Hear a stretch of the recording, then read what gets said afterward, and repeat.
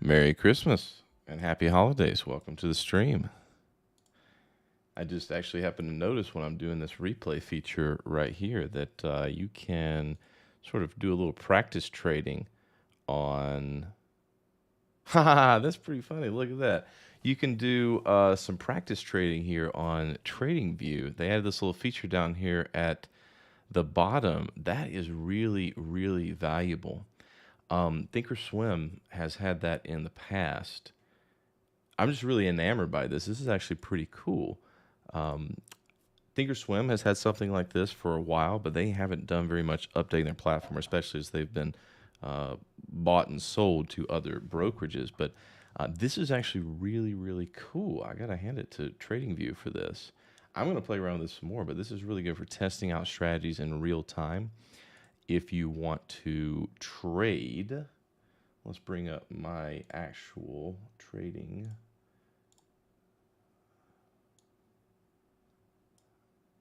Yes. All right. We'll look at that here in just a second because I think that's a really cool new feature that I just noticed as I was doing this. So welcome to the stream. Happy Friday to everyone. It is Christmas Eve of 2022. At the beginning of the stream, what I'm going to do is I'm going to do a little bit of a market outlook, little recap of the week and where I think, based on the charts, things are going to go. For the major stock indexes and the major cryptocurrencies, and maybe a few stocks that I looked at this week and talked about on Discord. By the way, I do have a Discord. It is free. I do not charge. I do not have any kind of membership fee. It's where I want people to come and hang out and share ideas. We're going to eventually get into another bull cycle. Eventually. That's just what happens. And there's plenty of stuff that's going up right now, and I can't watch it all. But I like to talk about what I think is going up. And I share that with everyone on Discord in real time. I trade futures live. This week, there was a really good Wednesday. We'll take a look at that. But most of the week has been a little lackluster for trading opportunities, but that's to be expected based on the price action that we talked about last week. So, as always, if you have any charts that you want to look at, any instruments that you want to look at, I want you to call them out to me in the chat. I am simultaneously streaming on YouTube, TradingView, and Discord. I do this every week on Friday, and happens at 4 o'clock, the market close. So if you're catching this late, if you're joining the broadcast late, try to make it. Most people start kind of filtering in, I noticed, in the last 30 minutes. And so we'll save that time for looking at Q&A. Inevitably, people come in about midway through and add to the chat that they want to take a look at something. If I've already covered it, I will refer you back to it, and you can check out the stream. So let's jump into. Let's do crypto first. Let's switch it up and look at crypto first because I want to talk about this week in trading and maybe even play around with the TradingView feature to practice trade. In order to do that, though, let me bring up my notes. I keep a trading log for me, for my trading. So I want to kind of go into Wednesday. Wednesday was the day actually that we had a good trade on the S&P mini futures. All right, so let's start off with Bitcoin. Now, I made a post, was it this week? Let's see, when was it? So this was December the 19th, which, yes, this was Monday of this week, where I highlighted Monero, as I have been doing for a couple of months now, several months now, based on the relative performance of Monero in this recent down cycle. But let's revisit it and see if anything has changed since last week. Spoiler alert, not really. If you guys watch my broadcasts, if you read the things that I publish, you know that I look for the Ichimoku cloud on the daily to determine if something is bullish or bearish. And to that end, we still have a major resistance on Bitcoin at 18,500. This is based on the FTX debacle. When FTX's collapse was announced, it was a major shock to the crypto industry, and you had this major sell-off right here. Well, that sell-off is real. It is a reflection of people's emotions, and where this news event becomes invalid, where this bearish news turns and flips bullish, is if we can break above the 50% of that move. And that sits around 18,500 Bitcoin. It's the halfway point. It's the 50% retracement. And we're going to look at the Wednesday trade on the ES Futures to show just how powerful a 50% level can be. Doesn't matter if it's a daily. Doesn't matter if it was the 1 minute. And so, yeah. Yep. Thank you. We're going to look at that here in just a second. So, this is still the level, 18,500 for Bitcoin. And of course, the low is the low. The low of 15,500 is the level to hold. And so once again, just as we were caught between levels here for most of 2022, from June through November, we are once again in a slightly tighter pattern here, a tighter consolidation pattern here. It could come down, retest this low, and at that point, we'll see if any news comes out that might push it lower, or someone gets liquidated, margin called, whatever, and then we could very well float back up.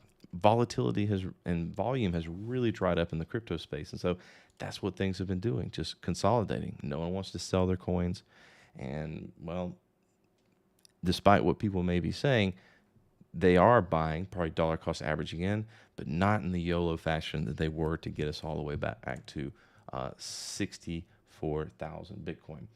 I happened to watch a video this week. Let me look it up. This was one that I shared in my chat that I thought was really, really pertinent to the crypto space. This was from the infamous Martin Shkreli, who, despite serving time in jail, actually makes him authoritative about Sam Bankman-Fried, what kind of jail time he will be facing. But it turned me onto his channel, and I watched a video where he was actually talking about the crypto industry, and I kind of have to ditto a lot of what he had to say about Bitcoin. And a couple of things that really stuck out to me here, that, you know, artificial scarcity is a canard. I've never been convinced that the scarcity of Bitcoin is necessarily an inherent value to it. It does give it value. It definitely gives people the perception of value. But what this really told me, what really sunk into me, was cryptocurrency needs to be looked at as software. You don't think about cryptocurrency. Let's back up. Internet stocks. Back in 1999, you heard about the internet industry, internet stocks, the internet market. That was what people talked about during the .com boom. Let's bring up the NASDAQ to kind of illustrate what was going on at that time. Can we go all the way back to 2000? Let's see, QQQ. I don't even know if QQQ was there around.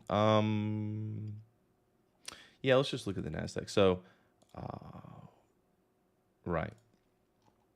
So this was 1999. This was the .com industry. And anything internet was going up, very similar to what we saw in the recent cycle, where anything crypto was going up. But you can't think about it like today. We don't say internet stocks. We don't say, I just bought some internet stocks. You say, I bought some e-commerce stocks. I bought some Amazon. I bought some streaming stocks. I bought some Netflix. So internet stocks have sort of come into silos of sectors, because the internet is a platform. It is a broad thing that we all use. The internet survived the .com bust. It survived the internet craziness. And here we are 20 years later, and very, very few of those internet companies survived this massive overvaluation and down move. And it's all readily apparent to us now Here we sit a year after the highs, but the price action of cryptocurrency in November of 2021 was obvious to me that we weren't pushing higher. And, well, laser eyes. That should have been a big tell. I think one of the key things that you have to take away from this very, very similar event is the winners of the .com era. Let's take Amazon, for instance. Amazon, even though it is now let's just look at that whole chart. This is Amazon from start to finish. If you bought Amazon, you would be still up a lot, despite this year's big, massive down move. Actually, let's take a look at that. So from top to bottom, wow, it's pulled all the way back to about half. Wow, that's incredible. That's incredible. That is incredible. That is incredible. It's actually a pretty good deal if you ask me. We'll see if it holds this level. We'll talk about this in a second. But the key thing to look at here is that Amazon, even though it was the winner from top to bottom, went down 94%. And this is one of the things I try to make videos about back during the 2021 run-up. Using Amazon as an example. You didn't need to be in Amazon on the first day. You didn't need to be in it at the high. Likewise, if you bought at the high of $19.99, now, 20 years later, you would be good. But a lot of these stocks that went up, in fact, the vast majority, more than 90%, no longer exist. And everything got hit this way. That was the first iteration of internet companies. Now, I think it really helps to take a step back and look at cryptocurrency as software. We need to look at it as broadly as a software.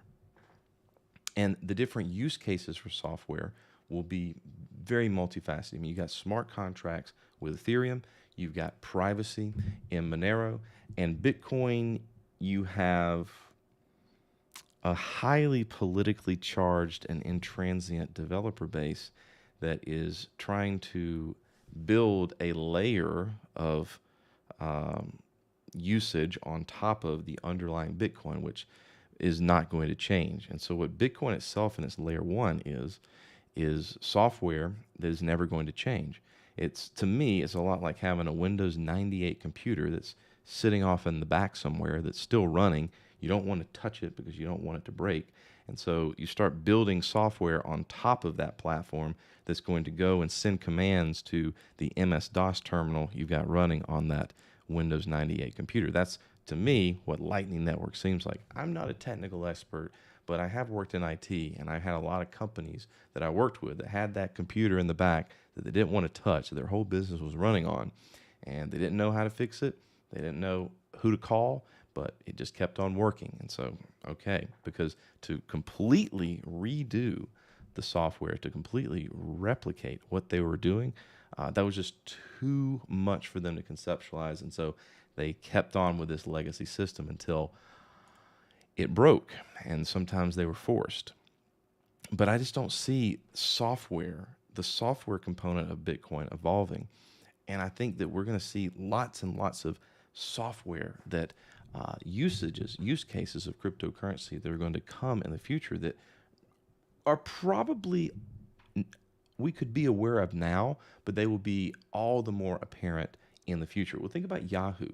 Think about how Yahoo bought Mark Cuban's sports streaming service. I think it was a sports streaming service. They paid him billions of dollars, made him a billionaire overnight, and Yahoo does not have a sports streaming platform. They just don't. Now you can get the NFL ticket. You can get the major sports leagues. They sell their services. That has become a big industry, but it took 20 years for it to come to fruition. And it wasn't the companies that spent billions of dollars on it 20 years ago. So we don't know what's going to become the winners of these use cases, but you don't need to. You didn't need to know that Amazon was going to win the war, the online e-commerce war. You didn't need to know it in 2014. You didn't need to know it in 2017.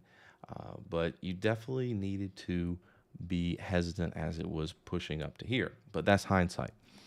Real quick, while we are looking at Amazon, though, I do find it very interesting. Let's just measure this from the bottom and look for I mean, we can go from the IPO, or we can go from the low that it made. Let's just use the .com low. We're only off by a little bit. And let's go see what our line in the sand for Amazon is before it enters what I talk about, the valley of risk. Lightning is a dApp on top of BTC, like an app on top of Windows 98. LOL, perfect analogy. I've been thinking about that. I know that's not exactly accurate, but I mean, there's just so much politics involved with layer one of Bitcoin. I don't see them changing. They're not. The miners are not going to approve of a change that's going to render their ASICs invalidated. The block size is not going to increase. So the fees, the speed is not going to increase. And so that's why they've been coming out with Lightning. And Bitcoin is not private. And so they're trying to, someone posted in a Bitcoin maxi chat today something about the IRS is walking back its whole Venmo $600 monitoring requirement. And this is why we need Bitcoin. Or excuse me, specifically, this is why we need Lightning Network. And I asked the simple question, well, how does Lightning Network, how is it solve the problem of monitoring payments? They are looking to build privacy into the Lightning Network, but you're still going to have KYC on-ramps built into it.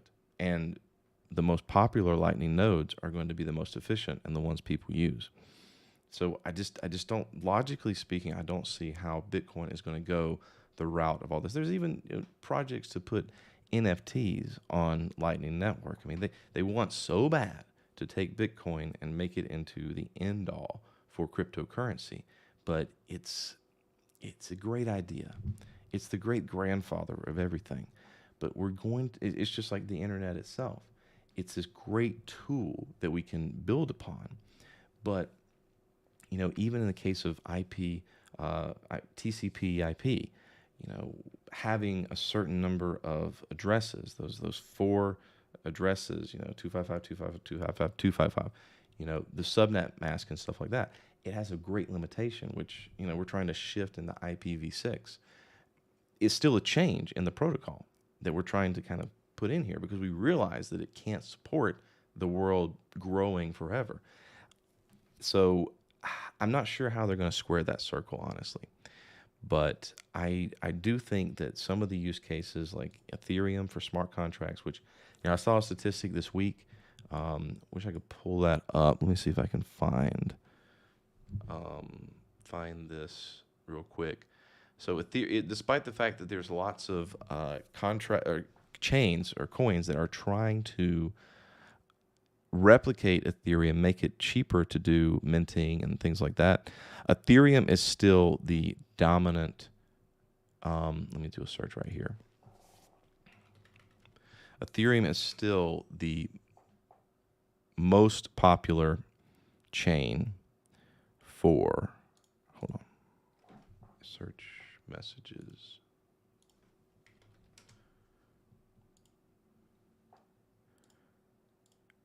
Let's see. Probably need to have that up as I riff. But okay, yeah. So here we go. So this is NFT trading volume. Oh no, that's not it. That's about organic versus wash trading.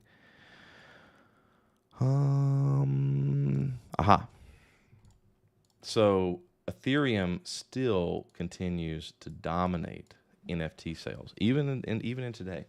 It is clearly right now continues to be the key winner. Solana's coming in second. So those are the ones you should probably keep a look at. I mean, I know that Trump just did his. Let's do a check on that. So OpenSea Trump cards. Donald Trump just put out some digital trading cards, which I completely wrote off as just dumb, but they all sold out apparently in the last 24 hours, or excuse me, in the first under 24 hours. And I mean, these are what they are right here. I mean, it's kind of funny. So the last sales let's see, recently sold 0.24 ETH. See, hold on. Let's see. Highest last sale. Let's see here.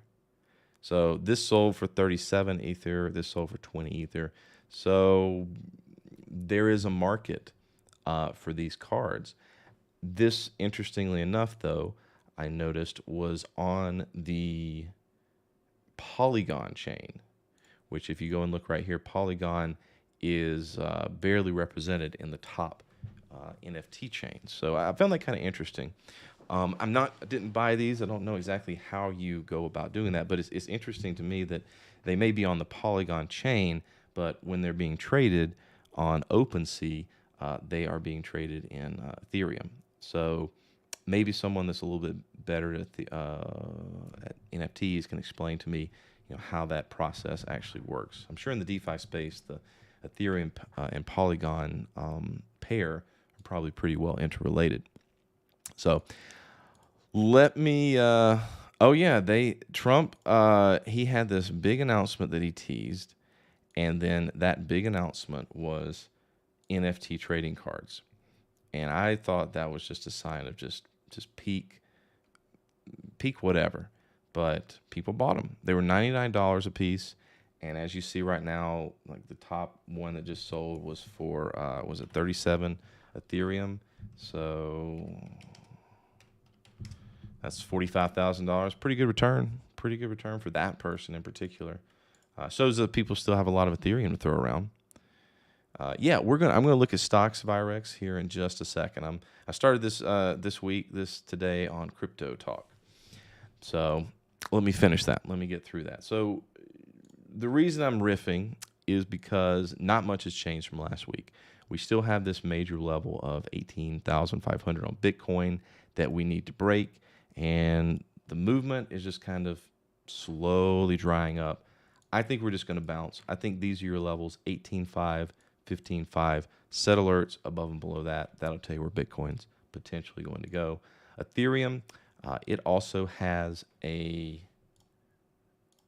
50% level. I mean, we're basically the price action we're dealing with now is based upon the last year, but it's also more based in the near term on the FTX move in November.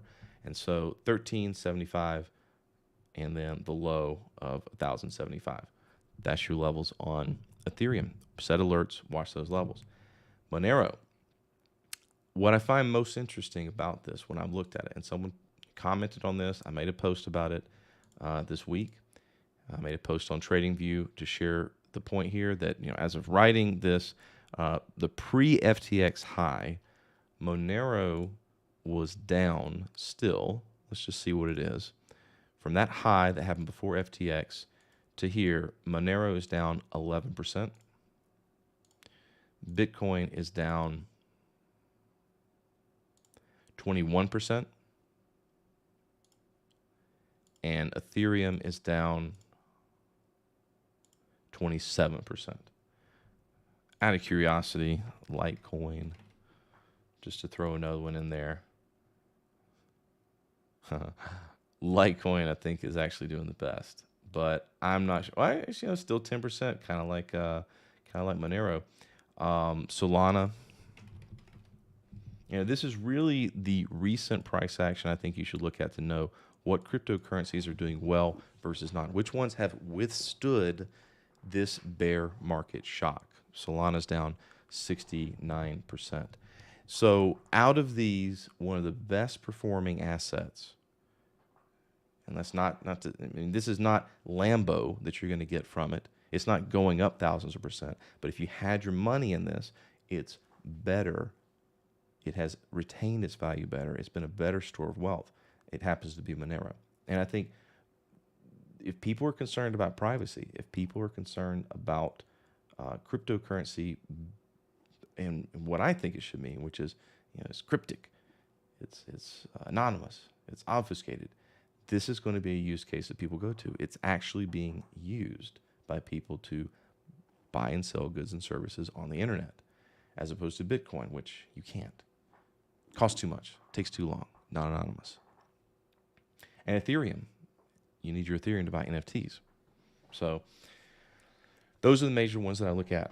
All right, let's take a look at the S&P 500 and the NASDAQ for the potential moves coming up. As always, if you got something you want to look at, stock or cryptocurrency, anything, post in the chat. Let's talk about it. Just going to give you my opinion on it based on my experience in the charts. We'll talk about this more next week, but I'm going to be coming up on 10 years trading in 2023. It's not to say that I'm always going to have an 8-ball to tell the future, but I've seen some stuff. And yeah, this year, at least I got the cryptocurrency top correct. So, another plug, Discord, or Jen's going to give me some crap for it. I do have a Discord. I do not charge people to be in it. I just come in there to hang out, share my trades live, and hopefully get some ideas from folks. So come chat with us. We stream this every Friday, 4 p.m., market close, on TradingView, Discord, and YouTube. All right. So we'll start with the NASDAQ real quick because you did Monero versus BTC. And everything. Yeah. All right. So what's going to happen with the NASDAQ? Let me just clean things up right here, and we'll start over. And what I mean start over, let's look at NASDAQ broadly. So NASDAQ from the COVID low to the all-time high, it has been flirting around for, since about May of this year with that 50% level. Let's call it 11,700. Okay. So what was very interesting as we started to make this November move up, and on this December 13th CPI report, we had a spike. It spiked up and then closed back inside this range that it had established. This is going to be more clear on the S&P 500, but for NASDAQ, both you had a spike to the upside. This follows the October CPI spike to the downside. Why do I call it a spike? Well, it's very simple. Let's see, do I have my secondaries in here? Yeah. We'll see it on the ES a little bit clearer. What I like to see for a potential reversal is for price to break a major high or low like it did back in October. This is October the 13th, the CPI print, the news that came out at 8:30. It ratcheted down and then ratcheted back up. The news brought it down. The cash open brought it back up. That signaled a bottom where everyone got stopped out, perhaps of their longs, and then it went up and you got this rise in price. Now you had something earlier this month, December 13th. You had the same news report, the December CPI number, shot it up, broke the highs, took out the stops on the upside, and then crashed back down. We have to assume that this is going down in the long term. By the way, Jen, are you still there? How did your call play out that you had for this week? Or excuse me, your put that you had that expired today. So when something does this, it's a very powerful sign of reversal. This is exactly why I tried to sound the alert to people about Bitcoin. Bitcoin back in November of last year, where you had the all-time high that was set in April. It poked its head above it there, failed, and then it poked its head, tried one more time, again, failed. That's not what you want to see if you want something to keep going the direction it's going. That's a false breakout. That's a sign people aren't buying it anymore. And that's a very powerful tool for determining when a reversal is happening. So what NASDAQ is doing right now is a reversal. And it has been doing it since, we talked about it the week of. Now, where is it going? Well, the obvious target it's going to is the lows. Now, it could happen next week. It could take a little bit longer, but this is what you have to assume. You have to assume that this thing is trending down following a reversal that happened in the middle of December. And by the way, if I go too fast or if you have questions about this, ask. Just ask. Be that person that asks a lot of questions. The S&P 500 is even more clear. Here is your October spike down, and then here is your December spike up.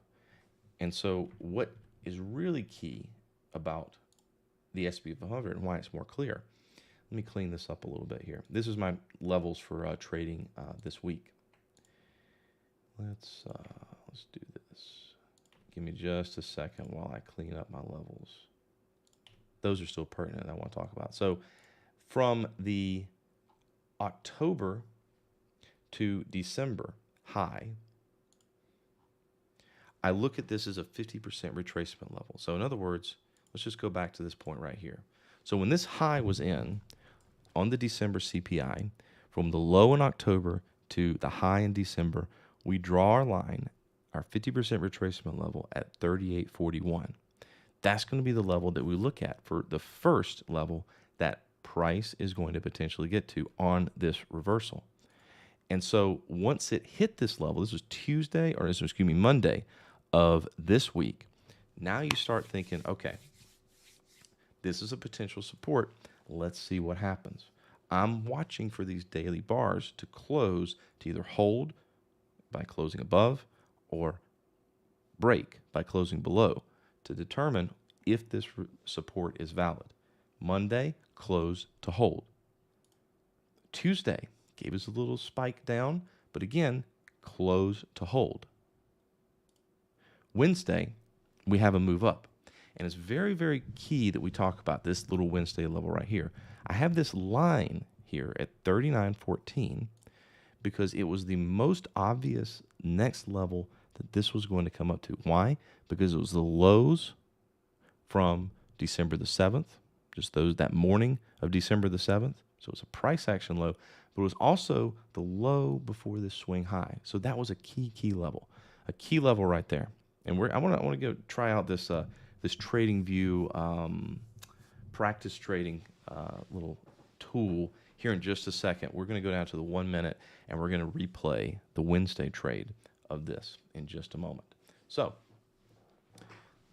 this was a key level that it got to. You also see a little price inflection here. So in addition to 50% levels, you want to see where price really tends to respect.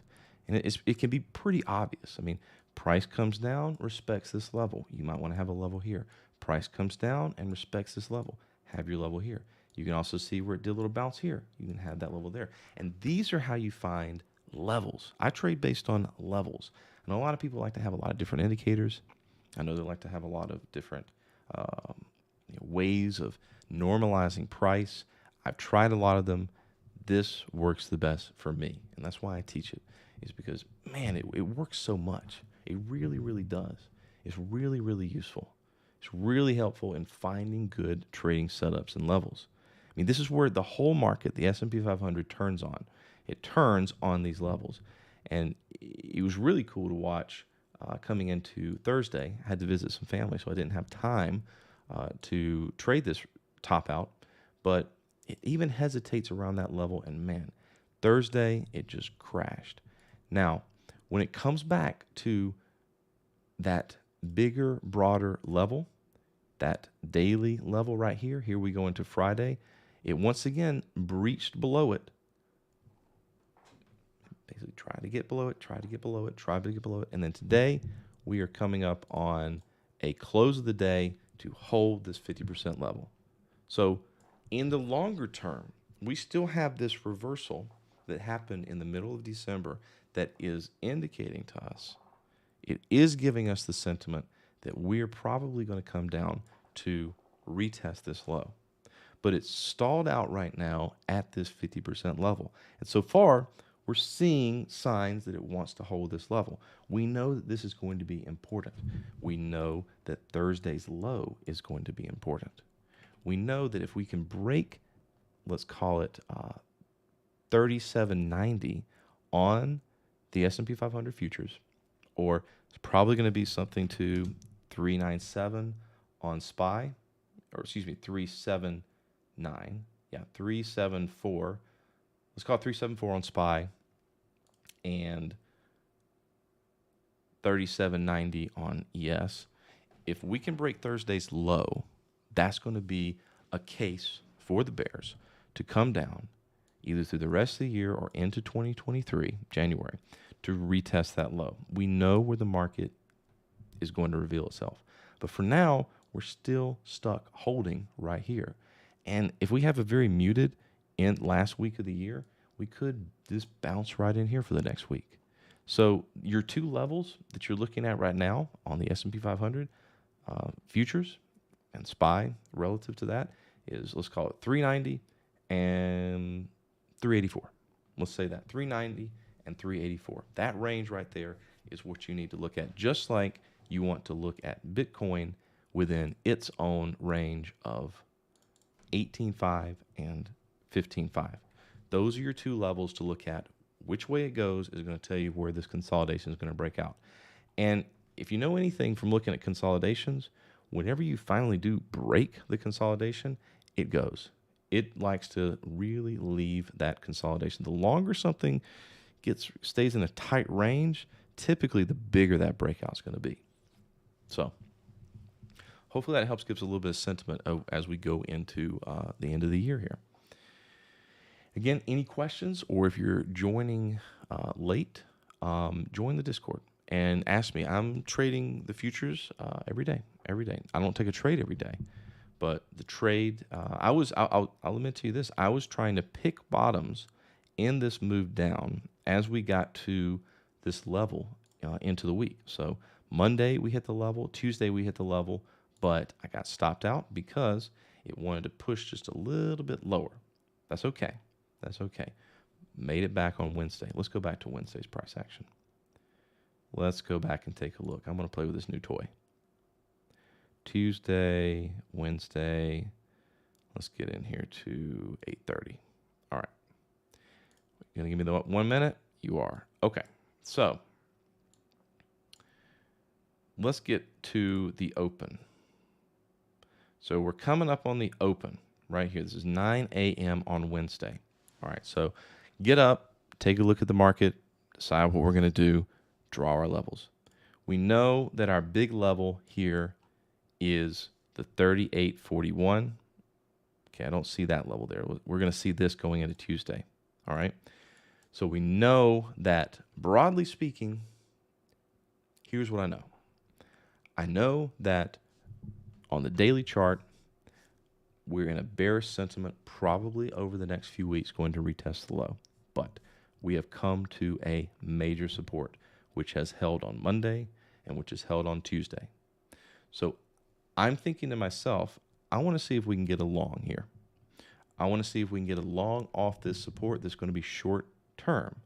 I'm not going to go buy March 2023 calls because the longer term picture is still bearish. But in the short term, that day trading, maybe the week, I'm looking at this as a support. That's why I want to get long.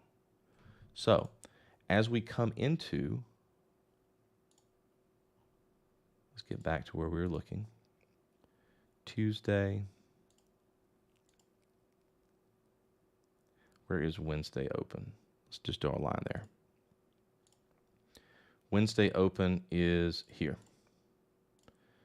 So let's get there. Okay. Now let's go down to the 1 minute. All right. So what price action are we looking at here? All right. So if we take the overnight low, this is the Wednesday, 3 a.m. Eastern low, European session, Japan session, and we take it to high here, we see that the trend, though it is staggered, the 50% is at 38.71. The trend I was looking at in particular was the pre-market, the 717 low up to here, that high. So we've got the levels here that we're looking at as the market opens at 9:30. Now, this is what I would call a raw 50% trade. Generally what I want to see is I want to see some kind of a sign of a reversal, maybe a little bit of a Tinkinson recapture, which is a strategy I use to kind of pinpoint in, laser focus into a future trade. But the raw 50%, I got to admit it, went on my gut. I know I want to be bullish, and it got down to the 50%. All right, so we get this to 50% here. Where I'm looking to take this trade is right on that 50%. We'll look at precious metals here in a second, just for you, Josh. And so if we take it back up to the high there, then I'm looking for a 3-to-1 risk reward trade. That's what I look at as my default. All right. If I can get my target back up to that high on this 50% retracement, and if I can have my stop encompass, a good little measure right here, I want to, if I'm shooting for this much, 3, if I'm shooting for a risk multiple of 3, I know where my stop needs to be. And so as this open continued past 930, it pushed down. And look actually where it pushed down to. This was a mistake that I made. And this kind of reinforces the rules I have around where do I draw my 50%. You really want to draw it from the start of a major move. And that's clearly that overnight high because it came down to that one, 38.71. But that's okay. My stop encompassed that. And though it hesitated a little bit into there, it did end up holding. That would have been a perfect entry, but all I asked for is perfection. But still, the risk reward allowed me to stay in. We even came back for another test. There's that 50% holding, and then boom, take a little bit of profit at that high. And then where am I looking for this to go to? Well, if you recall, again, we know, let's go back a little bit because this took the better part of the morning. We know that low back here at 39.14 is there. And we know the low on this little swing on Thursday, the week before, is there. And so as we're in this trade and we take some profit, by the way, this right here is why I never put my stop at break even. A lot of people like to do that. It's not wrong from a risk mitigation standpoint, but notice if you had come up to here and you said, okay, I'm up to close to my target. I'm going to move my stop up to break even, make it a free trade. What did it do? It came back down and took out your trade. If you buy something at a level, it should be because you're buying it at a support. And that it is a support means it may come back to test it again.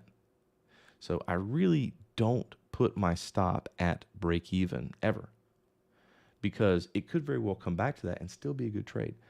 If I was willing to take on the risk here, if I was willing to sit through this drawdown here, it should be no different here. It's either going to be a winner or a loser. So as it goes up, where am I looking for a final take profit to be? Well, again, it's that. Can't see here on the 1 minute. Let's go back to the 30 minute. Again, it is that level from here, boom, boom, boom, 39.14, which in the morning of Wednesday, 39.14, man, that was pretty far away if you think about it. But that's why you have to have a little bit of, let's go back to 3-to-1. Let me get that right. Boom, boom, boom, boom.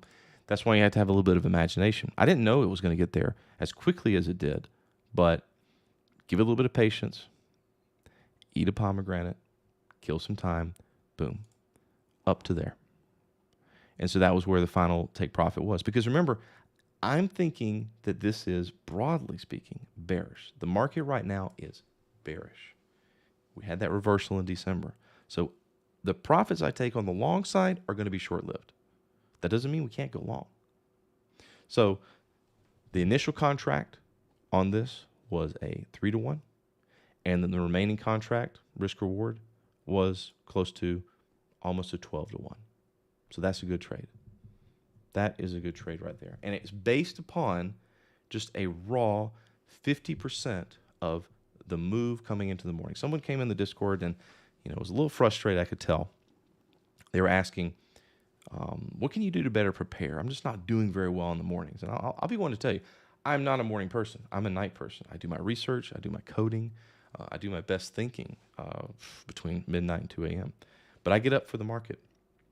And I'm able to actually get these kind of things, even when I'm a little, lacking in focus. My brain doesn't really wake up until about, I would say, almost noon, and then I go to the gym. But I've been doing this for 10 years now. I know what I'm looking for.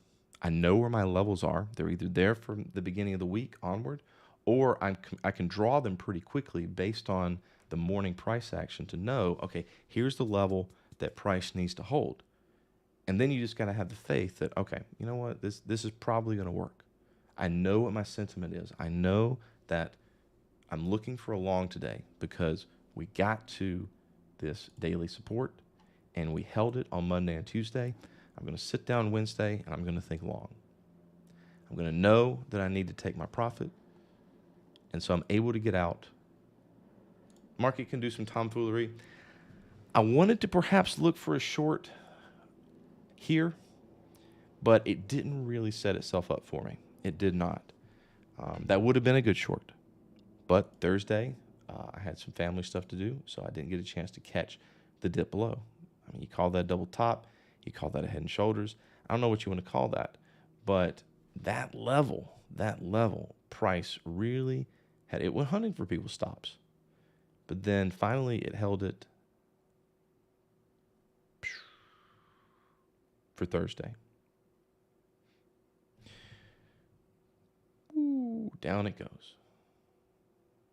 Pushing below that level, only to come back today.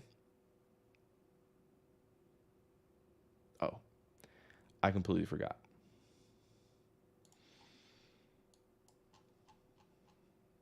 As I said, I was going to, see, it's so new, this trading view feature. I forgot to use it. Wait, hold on. So we got to play this back. So let's do this. One update per tick. So, okay. Buy. Okay. I wish you could set limit orders. That'd be pretty cool. All right. And now we can speed it up. 3. Speed up a little more. We know what happened. So here, we can't go back to that. Can we go back to that? Let's see. Let's try this thing out. So when we were up at the high here, what's our, we lost it. Okay. Give me a second.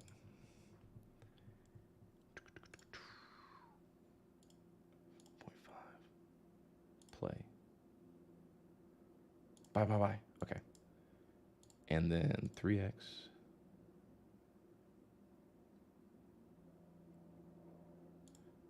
Did I catch it?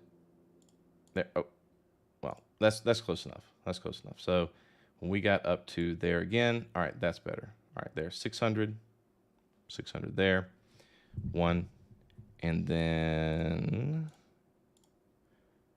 when we get to 314, second contract, there we go, 19. There you go. I like this tool. It's pretty cool. It's pretty neat. What's up, Jen? Hover over the blue box. After you do the buy, hover over the blue box in the chart. Maybe it was to take profit. Yeah, that's a good question. I don't know what that icon right there is. Right there. But it seems that you can only do stuff in real time. Like that. All right, now let's close this out. No, where was that little... Hold on. Why? Okay. It did that little... Let's see. Hang on. It did like a little party symbol whenever I did it before. Okay, hold on. Let's do this. Flatten.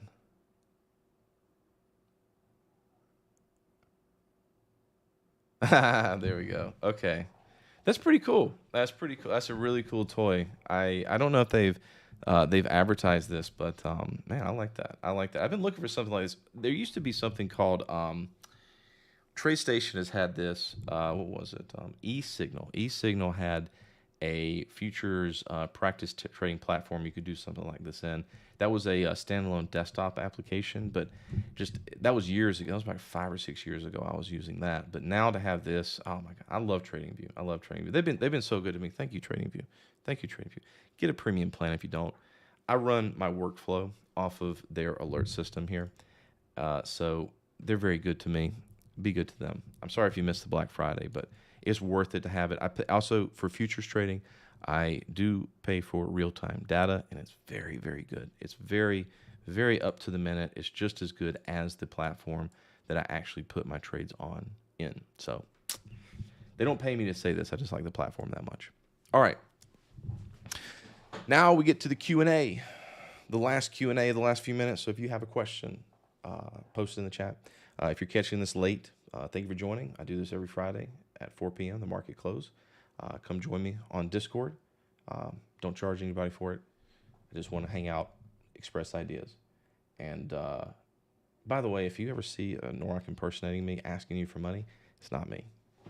I'm very diligent as I can be about kicking off those spammers. All right. Precious metals. I know you like that, Josh. All right, so gold. Gold's level. Kind of like, we talked about this last week. Bitcoin is 18,500. Gold's level is 1,850. So a little interesting confluence there.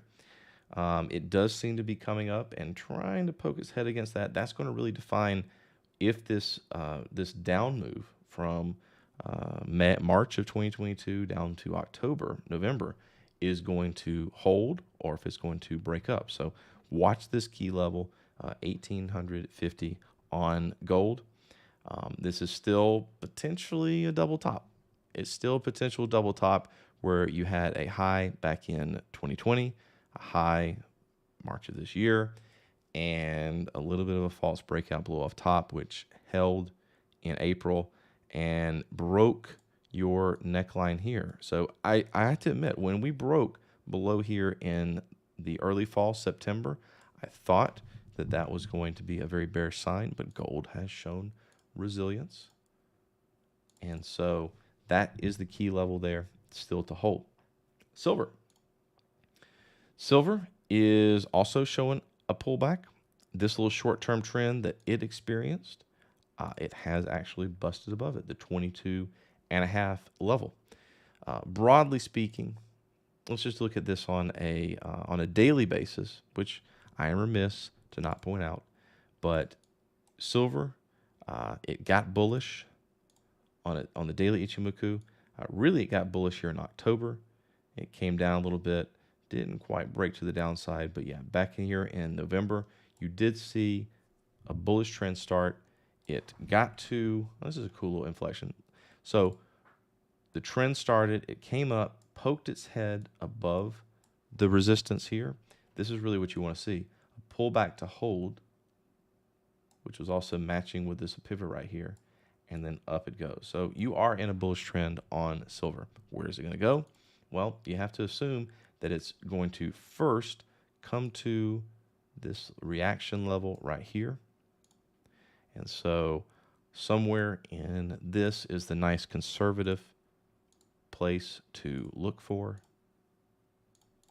So I would say that if you're trading long silver, you want to get a little conservative around 25.5. Still got some room to go up there, some good bullish room, and then onward to test that until something shows you otherwise. But like I said, gold is sitting right below its resistance here. You need to make sure it breaks that first. Silver in this span of time, 25.5 up to 27.5. Those are your levels there. But yeah, silver's bullish. I bet you like that. Sean McGrady asked, can you help me? I just bought an indicator to help with trading, but I'm not sure of a few things. Well, Sean, what are you not sure about? I'm curious, what did you buy? What was it sold to you as? Like, what advantage is this indicator, Sean, going to give you in your trading? If you're still here to answer that, I'll just give you my broad answer to that, which is, as you see here, my trading is based around things that I picked up from free indicators using tools, measurements, very simple measurements of, support and resistance levels, highs and lows, 50% retracements, and Ichimoku. These are the tools that I use. And I've never paid for an indicator before. I've known some people that have had some very, very cool indicator sets. Indicators they pay for that have all kinds of bells and whistles, all kinds of interesting ways of measuring and normalizing price. They look really cool. They make your chart into literally a piece of art. But I don't know if that makes you a better trader. The thing that's going to make you a better trader is experience and mastery. And that mastery is going to be using your indicator, using your tools.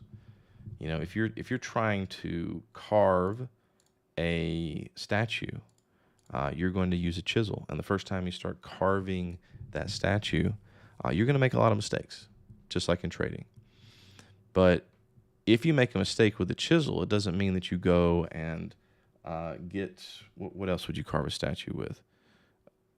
A bigger chisel. You might actually want to get a smaller chisel so the mistakes are much less pronounced. But ultimately what you're doing is you're using that tool, that indicator, that chisel to get better at your craft, your art of trading. The worst thing you can probably do is throw it away and try to find something new and better. I don't think there's really anything better. I think that trading it's up here. And it's about training yourself to see the patterns that sometimes you see them, sometimes you don't. But you're ultimately modeling human emotions.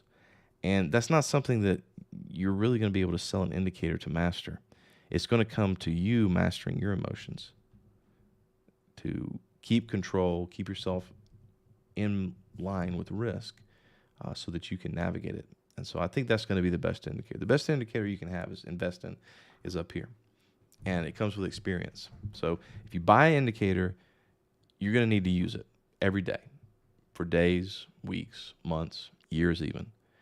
And then that indicator that you paid for can become very valuable to you because you'll start to see things. You'll start to notice things that weren't really apparent before.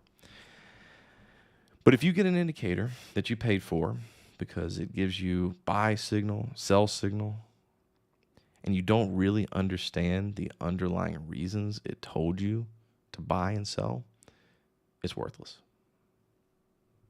Because what if that person that sold it to you stops supporting it? I mean, what do you even know why it's telling you to buy or sell?